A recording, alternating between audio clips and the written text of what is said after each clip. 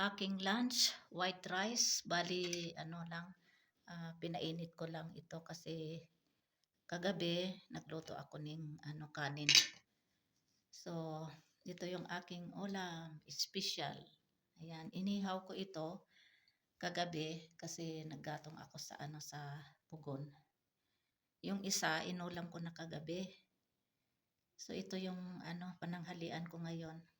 Tapos sibuyas, kamatis. And ito na yung bagoong isda na galing Pilipinas.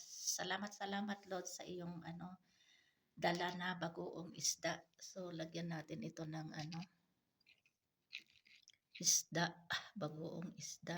Natin dito sa sibuyas at kamatis. Ayan, halo-halo natin. Ayan, sarap ng bagoong.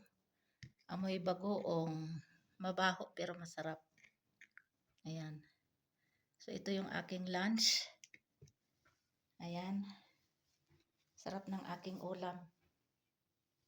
Ito yung special na ulam, Filipino foods. So start na tayong kakain kasi gutom na ako. Mag 12 noon na. Kasi kaninang umaga 7 AM nag-almusal na kami ng David chapati. Ayan, kain tayo ng lunch. Magkamay nito ang dapat.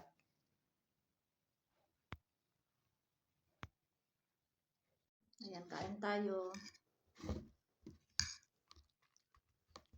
Dagdagan ko pa ng yung sauce ng bagoong isda. Bango.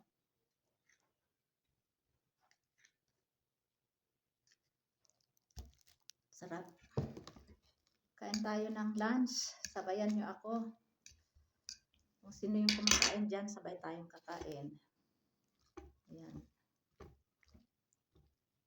Bismillahirrahmanirrahim.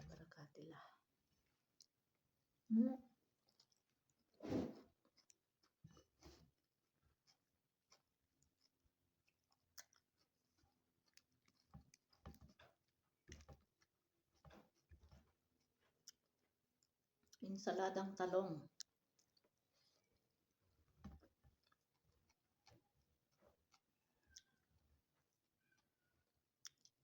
Bumili sila kay kahapon ng talong. Sabi ko kung may hanap kang talong, bibili ka. So bumili lang siya ng half kilogram. 4 na piraso lang yung dalawa. Inihaw ko kagabi, meron pang 2 na tira.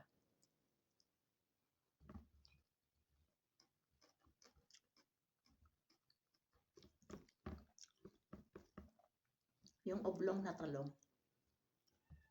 By March start na kaming magtanim.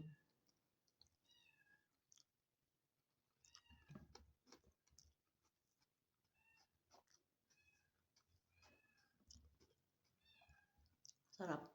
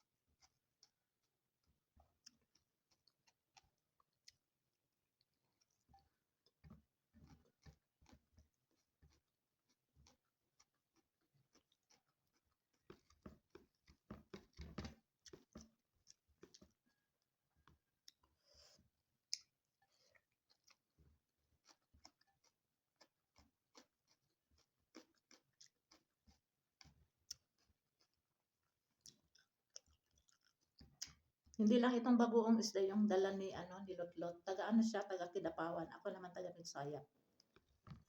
Merong ipicascent oil, tapos meron yung yung isa na pang pang haplos-haplos. May mga similya na okra, papaya, sitaw, yung mahahaba na kulay pula brown ba yun? And then ano pa ba, pichay, ano pa ba yung ano niya, ah, sigarilyas.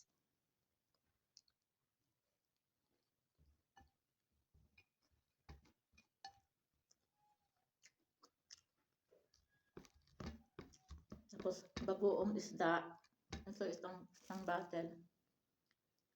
Tapos bagoong alamang.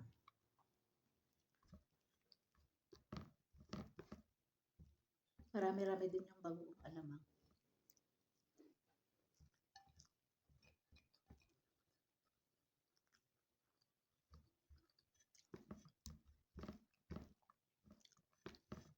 Sarap.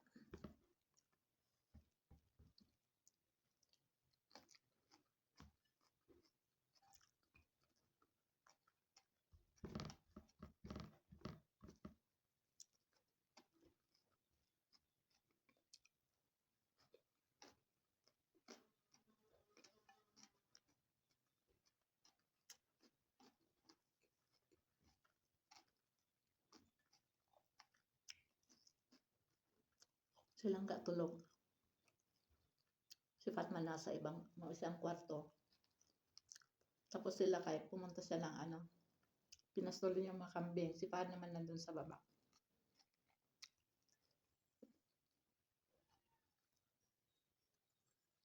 Silang kaya tahimik kasi tulog.